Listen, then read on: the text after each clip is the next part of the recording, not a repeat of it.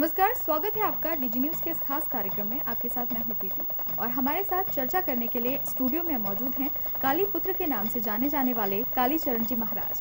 बच्चे, आपका स्वागत है हमारे स्टूडियो में। ओम काली। आज के इस कार्यक्रम में हम बात करेंगे आध्यात्म और युवा विषय पर। और महाराज जी से मैं सबसे पहले ये जानना चाहूँगी कि हम विषय पर बात करेंगे, लेकिन उसके पहले हम बात करना चाहेंगे धर्म और आध्यात्म के बारे में, जिसकी समाज में अलग अलग परिभाषाएं सुनने को मिलती है। लोग इसे अलग अलग मानकर चलते हैं, लेकिन आपकी तरफ से अगर मैं जानना चाहूँ तो आपके नज़रिए से धर्म आखिर है क्या?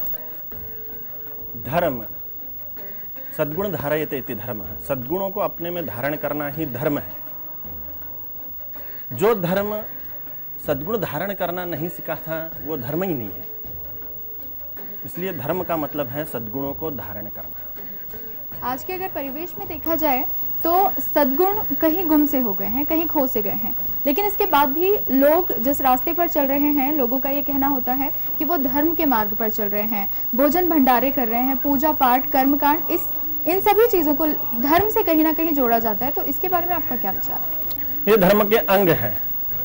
मूल रूप में अध्यात्म गुम हो जाने के कारण ही धार्मिकता एक आडंबर बन गई है।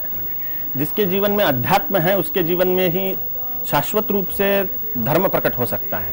बिना अध्यात्म के जीवन में धार्मिक आडंबर हो सकते हैं, लेकिन धर्म नहीं हो सकता।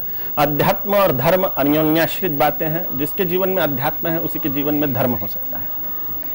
अगर बात करें धर्म और मनुष्य की, तो क्या मनुष्य जाति के लिए धर्म बहुत ज्यादा जरूरी है? क्या धर्म के बिना मनुष्य सुखी जीवन नहीं जी सकता? धर्म मनुष्यता से, मनुष्य प्राणी के रूप में जो जन्मा हुआ है वो पशुत्व से प्राणी रूप से वो मनुष्य बनाने की एक विधि है। उसको ही धर्म विज्ञान या अध्यात्म विज्ञान कहते हैं। नहीं तो मनुष्य में और पशुओं में कोई अंतर ही नहीं है। अगर खा रहा है, सो रहा है, बच्चे पैदा कर रहा है अथवा डर रहा है, तो ये तो पशुओं के भी गुण हैं। मनुष्यों में और पशुओं में क्या अंतर हो गया अगर हम इन्हीं चार बातों में अटके हुए हैं? आहार निद्रा भय मैथुनं च एतत् समानः पशुभिः नराणाम्। पशुओं में और नर में, माने मनुष्य में और पशुओं में तो ये समान बातें हो गई। धर्म ही मनुष्य को पशुत्व से अलग करता है। पशुओं को कोई धर्म नहीं होता है। लोग बात करते हैं धर्मनिरपेक्षता की, तो संत समाज इसे किस तरह से देखता है? धर्मनिरपेक्षता एक प्रकार से विडंबनात्मक शब्द है। माने धर्म की जिसको अपेक्षा ही नहीं है वो धर्म निरपेक्ष है। अब धर्म क्या है? सद्गुणों को धारण करना।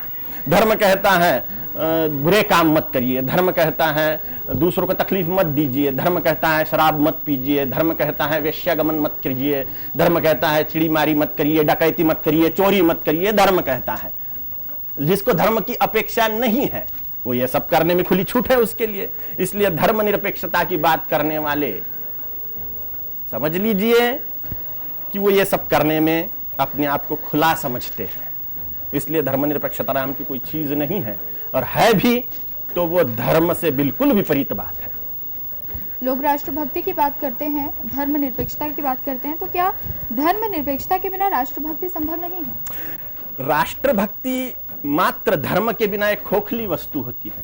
सिर्फ राष्ट्रभक्त कोई हो ही नहीं सकता। जितने भी महान राष्ट्रभक्त हमें मालूम है, भगत सिंह जी बोलिए या स्वतंत्र वीर सावरकर बोलिए, शिवाजी महाराज बोलिए, अन्य बहुत सारे नाम हैं, वो सब कट्टर धार्मिक लोग थे। अध्यात्म और धर्म को फॉलो करने वाले लोग थे। भगवत गीता आदि धार्मिक ग्रंथों को पढ़ने वाले और उनके अनुसार अपने जीवन को बनाने वाले लोग थे। इसलिए वो सच्चे धार्मिक थे और सच्चे कट्टर राष्ट्रभक्त थे। बिना धर्म के राष्ट्रभक्ति हो ही नहीं सकती, क्योंकि राष्ट्र एक जमीन का टुकड़ा है। अब पाकिस्तान टूट गया भारत से तो हम नफरत करते हैं पाकिस्तान से, हालांकि भारत ही है। बांग्लादेश भारत से कट गया, हालांकि बांग्लादेश भी भारत ही है। इधर से पाकिस्तान ने खा लिया सर, इधर से चाइना ने खा लिया, वो भी टूट गए हैं। राष्ट्रभक्ति को लेकर पॉलिटिकल एंगल भी निकाले जाते हैं, इसके बारे में आप क्या कहते हैं? ये तो राजनीति की बात हो गई भाई। इसमें धर्म अगर राजनीति में प्रविष्ट होता है, सही अर्थों में धार्मिक राजा, आध्यात्मिक राजा आते हैं, तो सच्ची में हमारा राष्ट्र परम उन्नति करेगा। अपने शहर की अगर बात ले ली जाए तो कई प्रकार के धार्मिक अनुष्ठान, धार्मिक आयोजन होते हैं राजनीति के नाम पर। तो यहाँ पर यदि हमारे देश में देखें या हमारे शहर में देखें, कहीं ना कहीं धर्म और राजनीति एक दूसरे से मिले हुए हैं। इसके बारे में आप क्या कहना चाहते हैं? मिला ही होना चाहिए, क्योंकि सच्चा आध्यात्मिक धार्मिक व्यक्ति राजनीति में उतरता है तो वो राम राज्य लाएगा। धर्मनिरपेक्ष व्यक्ति राजनीति में जब उतरता है तो वो स्वार्थ ही साधेगा, कुकर्म ही करेगा, अय्याशी करेगा। असली धार्मिक व्यक्ति, असली आध्यात्मिक व्यक्ति राजनीति में जाएगा तो वो जगत का कल्याण ही करेगा, राष्ट्र का कल्याण ही करेगा। अच्छा, यहाँ पर एक बात ये भी आती है कि भोजन भंडारे और अन्य ऐसे धार्मिक अनुष्ठान जो स्वहित के लिए किए जाते हैं राजनीति में रह के, इसे आप किस तरह से देखते हैं? कोई बात नहीं, अच्छा काम कोई भी रीति से करे अच्छी बात है, और स्वार्थ किसे नहीं है? हर कोई स्वार्थी है।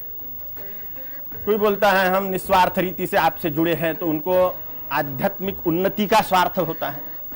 किसी न किसी प्रकार से आनंद स्वार्थी है व्यक्ति, फिर वो भगवान के साक्षात्कार का स्वार्थ हो अथवा भौतिक सुख समृद्धि की प्राप्ति का स्वार्थ हो, कोई ना कोई स्वार्थ से ही व्यक्ति कोई काम करता है, भले ही वो उच्चतम स्वार्थ हो या निकृष्टतम स्वार्थ हो। निकृष्टतम स्वार्थ है तो राक्षस बन जाएगा, उत्कृष्टतम पारमार्थिक स्वार्थ है तो वो देवता बन जाएगा। तो आज के अगर परिवेश में देखा जाए तो निकृष्टतम चीजें ज्यादा देखने को मिलती है, अगर धर्म के मुताबिक देखा जाए तो। नहीं, तो ये तो नहीं मानता मैं बात। जैसे जैसे जैसे जैसे जैसे जगह जगह मंदिर हैं, जगह जगह दारू के अड्डे दिख रहे हैं क्या? जगह जगह आरती होते हुए दिखती है, सुंदरकांड होते हुए दिख रहे हैं, जगह जगह दारू पी के गिर रहे हैं नाली में, ऐसा दिखता है क्या? जगह जगह बलात्कार हो रहे हैं, ऐसा दिखता है क्या? होते हैं, होता नहीं है ऐसा नहीं है, हो भी रहे हैं, आपराधिक तत्व बढ़ भी रहे हैं, लेकिन जगह जगह हमें धार्मिक आयोजन, आरती, सुंदरकांड, भंडारे, गणेश उत्सव, देवी उत्सव इत्यादि दिख रहा है। हमें ये नहीं दिख रहा है कि जगह जगह आते जाते रास्ते से कोई भी एक दूसरे को चाकू घोंप दे रहा है, ऐसा दिख रहा है क्या? नहीं। तो ये जो आयोजन हो रहे हैं ये बहुत रीति से शांति स्थापित करते हैं, उत्सव और उत्साह स्थापित करते हैं, इसलिए इनका भी महत्व है। ऐसा नहीं लगता कि शहर में जितने धार्मिक आयोजन होते हैं उतने ही अनुपात में आपराधिक घटनाएं भी लगातार बढ़ रही हैं? नहीं नहीं, हमें ये नहीं लगता, क्योंकि आए दिन अगर चाकूबाजी की घटनाएं, दुष्कर्म की घटनाएं, नशा करके झगड़ा करने के, विवाद करने की घटनाएं, हत्या करने की घटनाएं लगातार सामने आती है न्यूज़ चैनल पर अगर हम देखें तो इस बारे में आप क्या कहना चाहेंगे कि एक तरफ धार्मिक अनुष्ठानों के मामले में, धार्मिक आयोजनों के मामले में शहर पीछे नहीं, वहीं दूसरी तरफ देखें तो किसी न्यूज़ चैनल को अगर आप खोल कर बैठेंगे तो उसमें आपराधिक घटनाएं सबसे ज़्यादा, जितनी भी खबरें होती है उसमें 90% जो खबरें होंगी वो केवल अपराध की दुनिया से जुड़ी होती है। सनसनीखेज बातों को सुनने की बड़ी इच्छा होती है सबको, इसलिए ये न्यूज़ डालने की प्रथा परंपरा चली है। हालांकि यही सब कुछ घटित हो रहा है ऐसा नहीं है, अच्छी बातें भी घटित हो रही हैं, लेकिन एक प्रमुख बात इसमें कि ध्यान देने योग्य है कि अगर जीवन में अध्यात्म है, धर्म है, तो जिसके जीवन में अध्यात्म धर्म है वो इस मार्ग में जाएगा ही नहीं। अभी आपने मुझको सवाल पूछा ही नहीं कि अध्यात्म क्या है, कि धर्म की क्या आवश्यकता है, सवाल पर वो आप सवाल लेकिन हम पूछिए। सबसे पहले अगर उसके पहले हम ये भी बात कर लें कि जहां बात चल रही है धर्म और अपराध से जुड़ी होने की, और आपका ये कहना है कि चूंकि परंपरा है तो ये चीज़ें होती हैं, अच्छी चीज़ें भी होती हैं, तो मेरे ख्याल से लोगों का यहाँ पर ये भी मानना है कि धर्म सनातन परंपरा से जुड़ा हुआ है, धर्म पुरातन है, धर्म शुरू से चला आ रहा है, वो एक परंपरा है, लेकिन उसके रहते अपराधों का बढ़ना, इसे आप किस तरह से देखते हैं? क्योंकि जीवन में अध्यात्म ही नहीं है, असली धर्म की व्याख्या ही बताई नहीं जाती है प्रवचन मंचों से। भगवान श्री कृष्ण ने क्या किया है, भगवान राम ने क्या किया है, इसने क्या किया, उसने क्या किया, इतिहास में क्या घटनाएं घटित हुई यही बताया जा रहा है, हमने क्या करना चाहिए ये बताया नहीं जा रहा है। तो हमें ये आवश्यक है कि धर्म क्यों चाहिए, अध्यात्म अपने जीवन में क्यों चाहिए, अध्यात्म क्या है ये हम जाने। अध्यात्म क्यों चाहिए उसके पहले हम एक बात ये भी करेंगे कि अध्यात्म और धर्म की अगर बात करें तो अलग अलग नज़रिए से देखा जाता है, या तो कथावाचकों के मुंह से धर्म की बातें सुनी जाती है, या फिर पुराणों में, गीता में या किताबों में ये सब चीज़ें देखने सुनने को मिलती है। यदि इतनी सारी जगह धर्म को अलग अलग तरीके से बताया जाता है तो युवा आखिर कैसे जाने कि धर्म क्या है, आध्यात्म क्या है?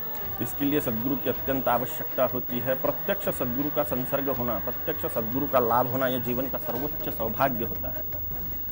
फिर भी अभी ये चर्चा में अध्यात्म क्या है, धर्म क्या है, ये प्रश्न महत्वपूर्ण है।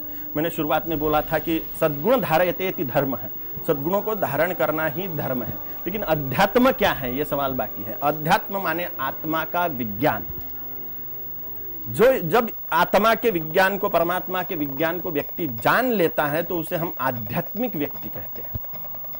आत्मा के विज्ञान को अध्यात्म कहते हैं।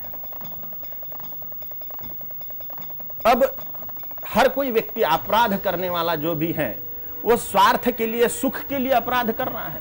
कोई बलात्कार कर रहा है सुख के लिए, डकैती डाल रहा है सुख के लिए, दारू पी रहा है, वेश्यागमन कर रहा है, सारे कुकर्म मात्र सुख के लिए कर रहा है, हालांकि बाद में उससे दुख उत्पन्न होता है।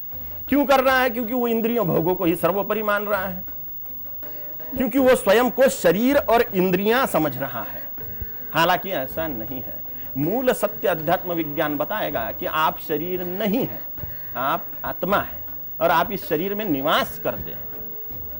जब आपको आत्मज्ञान हो जाएगा, आप आध्यात्मिक प्रगति करेंगे, तो आपके हाथ से ऑटोमेटिकली अपराध होना बंद हो जाएगा।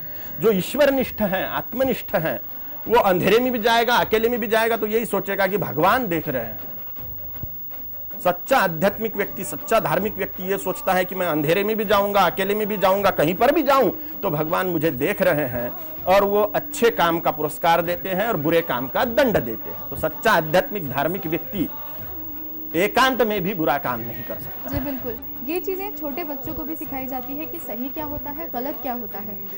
इसीलिए शायद पंचतंत्र की छोटी छोटी कहानियाँ हमें ये शिक्षा दी जाती हैं कि जीवन में ये चीज़ें करेंगे तो बुरा होगा, ये चीज़ें करेंगे तो अच्छा होगा, निश्चित तौर पर।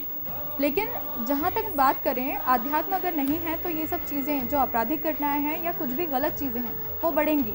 तो सवाल यहाँ ये उठता है कि आध्यात्मिक प्रगति हो कैसे। उसका जवाब आपकी तरफ से मिला था कि उसके लिए गुरु का होना आवश्यक है। गुरु को कोई कैसे पहचाने, कैसे जाने? बहुत बढ़िया। गुरु प्रत्यक्ष मिलना ये सच्ची में परम सौभाग्य की बात है, लेकिन जो अभी ढूंढना गुरुओं को, ये भी एक चुनौती जैसा ही है। लेकिन जिन लोगों को हम गुरु स्वरूप मानते हैं और जो ब्रह्मलीन हो चुके हैं, उनके चरित्र के मामले में, उनकी पवित्रता के मामले में हमारे दिमाग में कोई संशय नहीं होता है। जैसे स्वामी विवेकानंद जी, आचार्य श्री राम शर्मा जी, अन्य भी जो महान विभूतियां हैं, रामकृष्ण परमहंस, रमण महर्षि, साईं बाबा गजानन महाराज, स्वामी समर्थ जी, इन्होंने जो, हालांकि स्वामी समर्थ गजानन महाराज, साईं बाबा जी ने कुछ लिख के नहीं रखा है, लेकिन आचार्य श्री राम शर्मा गायत्री परिवार के संस्थापक आचार्य, स्वामी विवेकानंद जी रामकृष्ण मिशन के संस्थापक आचार्य, मास्टर महाशय रामकृष्ण परमहंस जी के शिष्य, इन्होंने रामकृष्ण वचनामृत लिखा हुआ है। तो अभी के जो महापुरुष हैं लेकिन ब्रह्मलीन हो गए हैं, उन्होंने जो हमारे लिए लिख के रखे हुए हैं और उनके चरित्रों पे हमें कोई संशय नहीं है। अभी के महाराज लोगों पे, अभी के साधुओं पे, अभी के संतों पे हमें संशय हो सकता है कि ये कहीं बुरा न निकल जाए, हम इससे कैसे मंत्र दीक्षा ले लेवे। तो ठीक है, आपकी संशय, आपकी शंका जायज भी है, तो आप उन लोगों को पढ़ें, क्योंकि वो प्रत्यक्ष रूप में जो मार्गदर्शन दे सकते थे उन्होंने पुस्तकों में लिख के रखा है। तो आचार्य श्री राम शर्मा जी, स्वामी विवेकानंद जी, इन महानुभावों का, रमण महर्षि जी, इन्होंने जो लिख के रखा है, इन्होंने जो प्रवचन दे के रखे हुए हैं, उसे हम जरूर पढ़ें। तो यहाँ पर एक चीज़ ये आती है कि अगर आप सदगुरु की तलाश में हैं, गुरु की तलाश में अगर आपको नहीं मिलता है, तो आप उन लोगों का अनुसरण करें जो कुछ छोड़ कर गए हैं, धरोहर की तरह हमारे लिए। लेकिन आज के युवा जो आध्यात्म की तरफ रुचि लेते हैं, आध्यात्म की ओर कहीं ना कहीं आगे बढ़ रहे हैं, उनके दिमाग में कई सारे सवाल होते हैं धर्म को लेकर, आध्यात्म को लेकर। उन सारे सवालों के जवाब जब उन्हें नहीं मिलते तो क्या करें? उपाय एक ही है, जो पढ़ेगा वही बढ़ेगा। इतना विशाल लिटरेचर है, संतों ने लिखा हुआ, महापुरुषों ने लिखा हुआ, वो पुस्तकों की शरण में जाएं। अच्छी पुस्तकें जीवंत देव प्रतिमाएं हैं। आचार्य श्री राम शर्मा जी कहते हैं, अच्छी पुस्तकें जीवंत देव प्रतिमाएं हैं। उनके अध्ययन से तत्काल प्रकाश की प्राप्ति होती है, इसमें कोई संशय नहीं। और अभी के हमारे जीवन में अभी हमारी समस्याओं के लिए क्या योग्य है, वो उन पुस्तकों में है। वो पढ़ें और बढ़ें। युवा पीढ़ी जो भटक रही है, आध्यात्म की तरफ जिनका रुझान नहीं है, जो गलत कार्यों की तरफ बढ़ रही है, जो आपराधिक गतिविधियों की तरफ बढ़ रही है, क्या संत समाज द्वारा, क्या धर्म गुरुओं द्वारा किसी प्रकार की कोई कमी छोड़ दी गई जो समाज इस राह पर चल पड़ा है? हो सकता है कि किसी से कोई कमी रही भी हो, लेकिन कोई एक व्यक्ति को हम जिम्मेदार नहीं कर सकते। शासन में भी अच्छे अच्छे राजा आए हुए हैं, अच्छे अच्छे महान संत भी उत्पन्न हुए हैं। हर कोई अपने अपने हिसाब से प्रयत्न कर रहा है समाज को उन्नति प्रदान करने का, लेकिन आसुरी तत्व भी सक्रिय हैं, वो भी टांगे खींच रहे हैं पतन की ओर। देव तत्व भी सक्रिय हैं, वो उत्थान की तरफ लोगों को बढ़ाने की कोशिश कर रहे हैं। अब हमें चाहिए कि हम असुरत्व का सहारा लेते हैं या देवत्व का सहारा लेते हैं। किस तरह से सक्रिय हैं हम अगर बात करें? जैसे आप देख रहे हो मीडिया की बात, अब आप सब लोग भी हमें मीडिया पर ही देख रहे हैं, लेकिन यही मीडिया जहां पर अमृत उगलता है वहां पे जहर भी उगलता है। अश्लीलता कहां से फैल रही है? ज्यादा तौर से कहां से कामोत्तेजना करने वाले दृश्य कहां से दिख रहे हैं आप लोगों को? मीडिया से दिख रहे हैं। और यहीं से अमृत भी फैला जा रहा है। जितनी भी अच्छी अच्छी बातें निकल रही है ये मीडिया से ही। इंटरनेट जहां पे अमृत उगलता है वहां पे जहर भी उगलता है। अब हमारा विवेक जागरूक रखें हम कि उसमें से क्या लेना है। ये पब्लिक की, ये जनता की अपनी जिम्मेदारी है कि हम खाई की तरफ जाएं या ऊंचाई की तरफ जाएं। बिल्कुल, चुनना उन्हें है कि उन्हें क्या चुनना चुनना है। अच्छा बताने वाले भी हैं, बुरा बताने वाले भी हैं। अब हम किसे चुनते हैं? और तात्कालिक प्रलोभन तो बुराई की तरफ के ही हैं। अभी का सुख उन्हें ये मालूम ही नहीं कि अनंत आनंद अध्यात्म में है। अगर हमें अनंत आनंद चाहिए तो हमें आत्मा का साक्षात्कार करना होगा, ईश्वर का साक्षात्कार करना होगा, और उसके लिए गुरुओं की शरण जानी होगी। अब असली गुरुओं के मामले में अगर हमें संशय है कि ये असली है कि नकली है कि फलाना है कि ढिकलाना है, तो जो दिवंगत है लेकिन हमारे श्रद्धा विश्वास उन पे है, तो हमें उनकी शरण जानी चाहिए, उनका लिटरेचर पढ़ना चाहिए। पढ़ना माने ही शरण जाना। आज के युवा, चूंकि युवा पीढ़ी है, कई बार ऐसा होता है कि आध्यात्मिक चीज़ें पढ़ने में लोग रुचि नहीं रखते, लेकिन फिर भी आध्यात्मिक की तरफ उनका रुझान होता है। उनके लिए क्या कहना चाहिए? बस नाम लीजिए, मंत्र जब जितना करेंगे, जितना ओम काली ओम काली ओम काली जपेंगे, अथवा गायत्री मंत्र जपे, नवारण मंत्र जपे, जो भी आपको भगवान का नाम प्रिय हो, अगर आप जपते हैं तो भगवान ध्यान देंगे। ईश्वर का ख्याल आपके तरफ जरूर जाता है जब आप नाम लेते हैं, और भगवान आपको सही राह दिखाएंगे। प्रार्थना बोलिए, ईश्वर सर्वत्र व्याप्त है, प्रकट नहीं है। हरि व्यापक सर्वत्र समाना, फिर प्रकट कैसे होगा? प्रेम ते प्रकट हुई मैं जाना। अगर भगवान के प्रति प्रेम है तो प्रकट होंगे जरूर। और हम जो भी प्रार्थना कर रहे हैं भगवान सुनते हैं, और हृदयपूर्वक की गई प्रार्थना से भगवान जवाब भी देते हैं। अगर हमें सच्ची आध्यात्मिक प्रगति की, धार्मिक प्रगति की इच्छा है, और उससे समाज निर्माण की, राष्ट्र निर्माण की हमारी इच्छा है, तो भगवान हमें सहायता देंगे, काली माँ हमें सहायता देगी। इसलिए हम निरंतर नाम लेवे, निरंतर। उसके लिए किसी गुरु की जरूरत है क्या? गाली गलौज करने के लिए कोई गुरु सिखाता है क्या इस प्रकार से गाली दे? अपने आप सीख गया। लेकिन जिसको गाली दी जा रही है वो चिढ़ जाएगा। इसी प्रकार से जिसकी स्तुति की जा रही है वह प्रसन्न हो जाएगा। इसी प्रकार जिस प्रकार हम नाम लेते हैं तो देवी माँ परम प्रसन्न हो जाती है और सहायभूत होती है। ईश्वर सहायभूत होते हैं नाम लेने से, और सही सही मार्ग बता देते हैं। हम यहाँ पर एक चीज़ और डिस्कस करना चाहेंगे, चूंकि समाज का जो माहौल है, अभी हमने जो बात की कि गाली देना हमें कोई नहीं सिखाता, कोई गुरु नहीं सिखाता, लेकिन हम सीख जाते हैं। तो यहाँ पर एक बात सामने आती है कि यदि कोई छोटा बच्चा होता है, वो जिस माहौल को अपने आसपास देखता है वो उसका अनुसरण करने लगता है। तो समाज में अगर बाहर निकल के देखें तो शायद आज का दौर ये है कि भाषा का जिस तरह से निम्न स्तर पर प्रयोग होता है, उतना कोई राम का नाम लेता दिखाई नहीं देता। सही है। तो इस बारे में क्या कहना चाहिए? अब इस मामले में क्या कहें?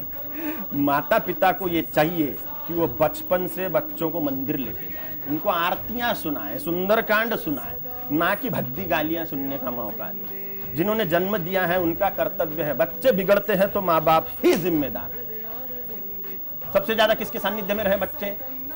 माँ बाप के। और माँ बाप ही जिम्मेदार हैं बच्चों के बिगड़ने में और सद्गुणी बनने में। मेरा ऐसा अनुभव है, आजकल युवा लोगों को बड़ा बोला जाता है ये बिगड़ गए हैं, इनको देश की चिंता नहीं, इनको धर्म की चिंता नहीं, अध्यात्म से दूर है। मेरे ग्रुप के ढेर सारे युवक लोग हैं जो सन्यासी बनना चाहते हैं, जीवन ब्रह्मचर्य वृत्ति रहना चाहते हैं, ईश्वर को समर्पित होना चाहते हैं, राष्ट्र को, धर्म के लिए, राष्ट्र की उन्नति के लिए काम करना चाहते हैं, लेकिन घर वाले अड़ाते हैं। दूसरा कौन कर रहा है? बुजुर्ग लोग अड़ा रहे हैं। अड़ा कौन रहा है? बुजुर्ग लोग अड़ा रहे हैं। एक तरफ बुजुर्ग लोग बोलते हैं कि युवा लापरवाह है, और एक तरफ बुजुर्ग ही अड़ा रहे हैं कि कहां जा रहे हो, कोई जरूरत नहीं भगवत गीता पढ़ने की। क्यों नहीं पढ़ना है? संन्यास ले लेगा तो बस हो गया तेरा मंदिर जाना, सन्यासी हो जाएगा क्या? साधु बनना है क्या? अरे साधुओं की, असली साधुओं की बड़ी जरूरत है देश को। अगर साधु नहीं है तो सत्यानाश हो जाएगा पूरे विश्व का। क्रिश्चियनिटी का प्रचार साधुओं के कारण हुआ है। वो पादरी लोग ब्रह्मचारी रह के यहाँ जंगलों में काम कर रहे हैं, आदिवासी क्षेत्रों में, और क्रिश्चियनिटी का प्रचार कर रहे हैं। और कोई हिंदू व्यक्तियों में साधु बनने की चाहना करता है, इच्छा करता है। हालांकि सब साधुओं की पूजा करते हैं, लेकिन हमारे घर का बच्चा साधु नहीं होना चाहिए। ये तुच्छ मानसिक स्थिति जो है, ये अगर बदले तो यूं तरक्की हो जाए। तो इस तुच्छ मानसिक स्थिति को किस तरह से बदला जाए? सबसे बड़ा सवाल है कि यहाँ पर ये युवाओं की अपनी विवेक बुद्धि की कसौटी है उद्धरेत आत्मनात्मानम नात्मानम अवसादयेत। अपना उद्धार हमें अपने आप को ही करना होगा। हमारा विवेक जागृत करे कि क्या सत्य है क्या असत्य है, उसके लिए हम वो चीजें पढ़ें। भले ही घर का विरोध होवे कि भगवत गीता मत पढ़ के सन्यासी बनना है क्या, इतना ज्यादा मंदिर क्या जा रहा है, क्या साधु बन जाएगा क्या? तो साधु बनने मात्र से सब कुछ हो जाएगा क्या? और बन भी गया साधु तो क्या हर्ज है? वो संसारी भी बनेगा तो राष्ट्र का कल्याण ही करेगा। मैं अनाथालयों का सर्वे किया हमारी संस्था में, तो वो सारे के सारे वेल क्वालिफाइड लड़के थे जिन्होंने अपने माँ बाप को छोड़ दिया था और उनके जीवन में कोई अध्यात्म नहीं था, कोई धर्म नहीं था। और जितने भी सामान्य सुशिक्षित लोग थे लेकिन आध्यात्मिक धार्मिक थे, धार्मिक गुरुओं से जुड़े हुए थे, संस्थाओं से जुड़े हुए थे आध्यात्मिक, वो सब अपनी माता पिता की सेवा करते। ये चौंकाने वाले आंकड़े हमारे संस्था के सामने प्रस्तुत हुए। यहाँ पर एक सवाल ये भी उठता है कि साधु संत बनकर समाज का कल्याण किस तरह से संभव है? संत ये लोगों ने दी हुई उपाधि है। साधु माने जो साधता है, किसको?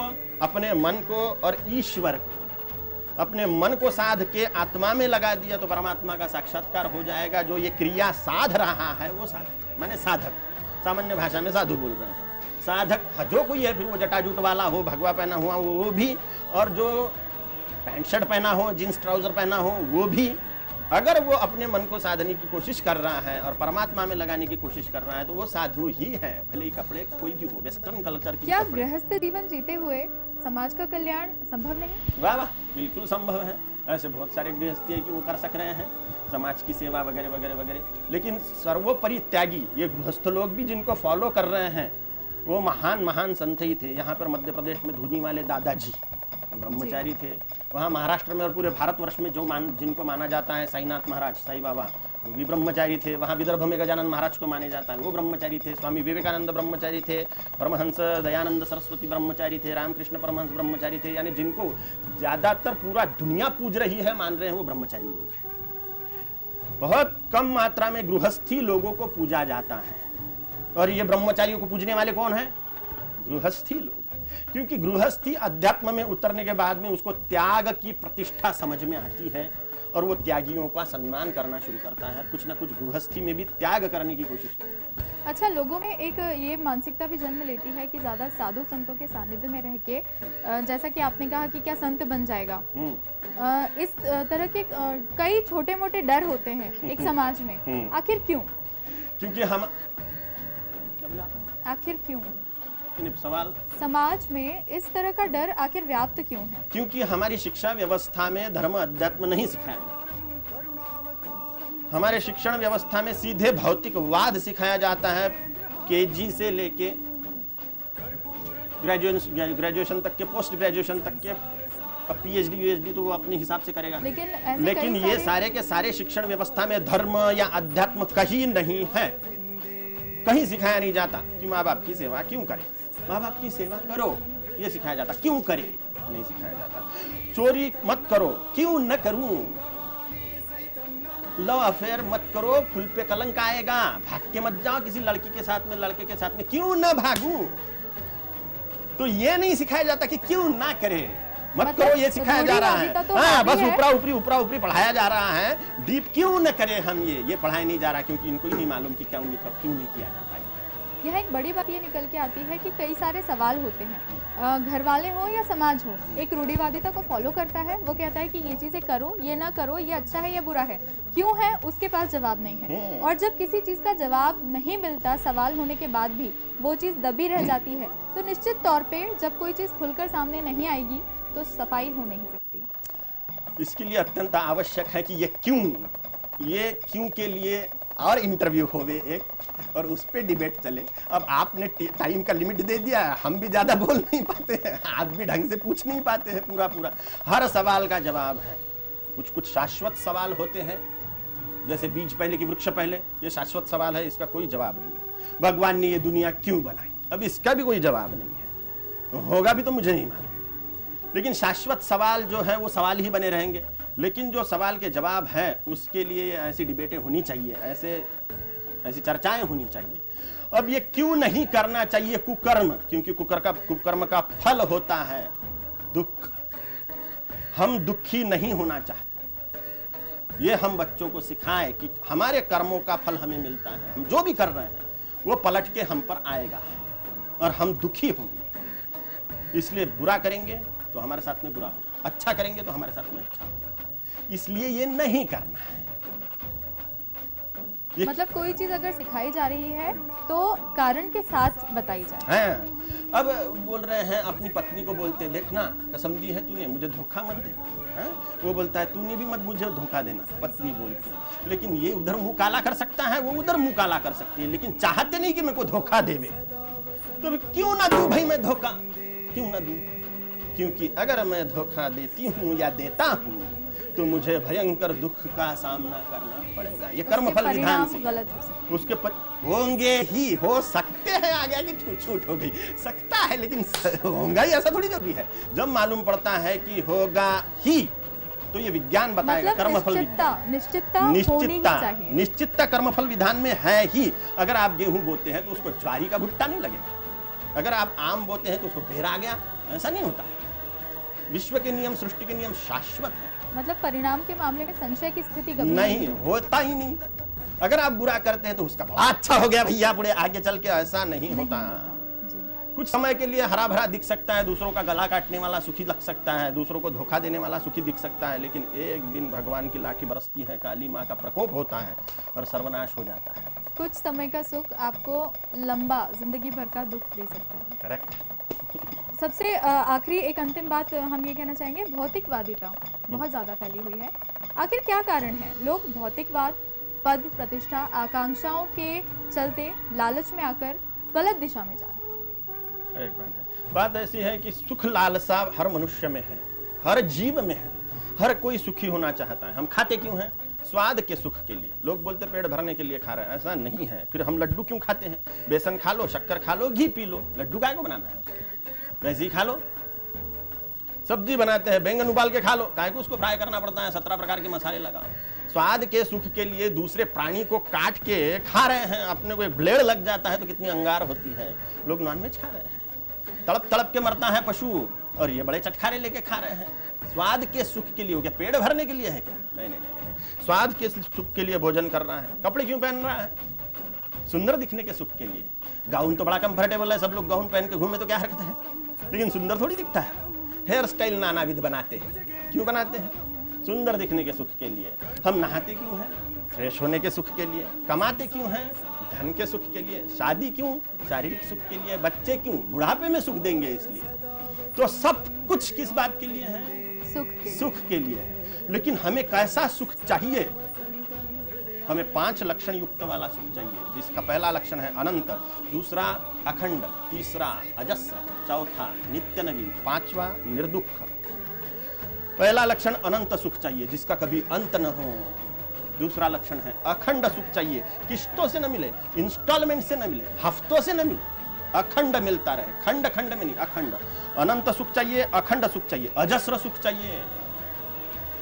बारीक छेद में निकलने वाली धार जो होती है, मटके को छेद गिर गया, उसमें से एक बारीक धार निकल रही है पानी की, उसको अजस्र धार बोलेंगे क्या? नहीं। 100 दरवाजों का डैम भरा हुआ है, उसका एक दरवाजा खोल दिया, वो धार निकलेगी उसमें से कि हाथी रख दो उसके सामने बह जाएगा, उसको बोलते हैं अजस्र धार। तो ये अजस्र सुख चाहिए हमें। तीसरा लक्षण अजस्र सुख। चौथा नित्य नवीन, हमेशा नया हो। और 5वां निर्दुख, उसके बाद में कोई दुख ना हो। ऐसा 5 लक्षणों से युक्त सुख, अनंत, अखंड, अजस्र, नित्य नवीन और निर्दुख सुख हमें चाहिए। और वो मात्र ईश्वर में है। ईश्वर ही वह सुख है, काली माँ ही वह सुख है। अच्छा, एक अंतिम बात सुनिए, जब तक के हम वो ईश्वर को नहीं पा लेते तब तक के हम इन भौतिक सुखों में भटकेंगे और भौतिकवादी बनते हुए ही रहेंगे, दूसरों को दुख देंगे और खुद भी आगे चल के दुख भोगेंगे जन्म जन्मांतरों तक के। अगर हम ये अनंत आनंद को पा लेते हैं, माने भगवान को पा लेते हैं, तो हमें भौतिक सुखों की कोई जरूरत ही नहीं रहेगी। भौतिक सुख समृद्धि ऐश्वर्य भी हमें प्राप्त होगा ईश्वर की परम कृपा से, काली माँ की परम कृपा से, लेकिन हम भोगी न होके योगी बन जाएंगे, अनंत आनंद के भागी बन प्राप्त जाएंगे। करने के बाद भौतिकवादिता खत्म हो जाएगी। अपने आप पूरा भौतिकवाद भी अध्यात्म में नहा जाएगा, परिवर्तित हो जाएगा। पूरा भौतिकवाद अध्यात्मवाद में, आध्यात्मिकता में परिवर्तित हो जाएगा और सारा विश्व ही ईश्वर में दिखने लग जाएगा। और यही मनुष्य जीवन का लक्ष्य है। इसे पाए बिना न शांति है, न सुख है, न संतुष्टि है। जी बिल्कुल। अब चूंकि हमारे पास समय बहुत कम है तो हम कार्यक्रम समाप्त करने से पहले युवाओं को एक मैसेज देना चाहेंगे आपके ज़रिए। आध्यात्म और युवा को लेकर चूंकि आज हमारी चर्चा हुई है, तो युवाओं को अध्यात्म को लेकर क्या आप संदेश देना चाहते हैं, जो लोग आध्यात्मिक राह पर चल रहे हैं उनके लिए भी, और जो रुचि नहीं रखते उनके लिए? भाइयों बहनों, अध्यात्म धर्म का पूरे विश्व में पर्यायवाची शब्द है हिंदू। हिंदू माने क्या? जैन, बौद्ध, सिख और सनातनी, ये चारों संप्रदाय, ये चारों साधना पंथ मिलकर हिंदू शब्द का सृजन करते हैं। आर्य शब्द का भी पर्यायवाची शब्द हिंदू है, लेकिन कोई लोग आर्य और द्रविड़ अलग अलग समझते हैं, हालांकि यह परम भ्रांति है। आर्य द्रविड़ एक ही है और ये सब मिलकर, जैन, बौद्ध, सिख और सनातनी, ये चारों साधना पंथ मिलकर हिंदू है, जिन पर भारतीय संस्कृति में हिंदू कायदा लागू किया है डॉक्टर बाबा साहेब आम्बेडकर जी ने। हिंदू लॉ, हिंदू कायदा जिन पर लागू किया हुआ है वो सब हिंदू हैं, जो मूल रूप से हिंदुस्तान के निवासी हैं। और पूरे विश्व में जितने भी रिलीजन्स हैं, मैं धर्म शब्द उपयोग में नहीं करूंगा उनके लिए, उन वर्गों के लिए धर्म शब्द का उपयोग नहीं करूंगा। वो रिलीजन है। धर्म माने हिंदुत्व, और हिंदुत्व जितनी श्रेष्ठ वस्तु पूरे विश्व में कोई नहीं।